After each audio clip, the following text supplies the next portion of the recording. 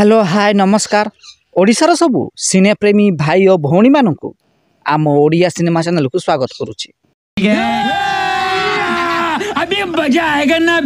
आज कथा हबा सही समान कहानी को नहीं तैयारी होइथिबा दुईटी अलग अलग ओडिया सिनेमा विषय रे। एहा हेउछि एहार पार्ट 3 वीडियो।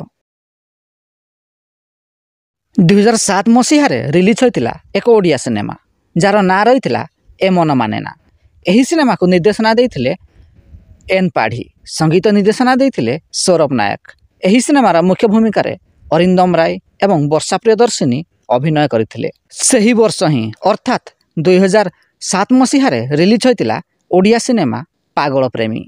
एही सिनेमा को निर्देशना देइथिले हर पट्टनायक, संगीत निर्देशना देइथिले मनमोहन मिश्र।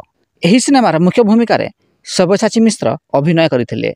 तेबे सबुठारु बड़ कथा हला एही दुईटी जाक सिनेमार कहानी पाखापाखि समान रहिथिला एवं एही दुईटी जाक सिनेमा मध्य सेही समय रे सुपरहिट होइथिला।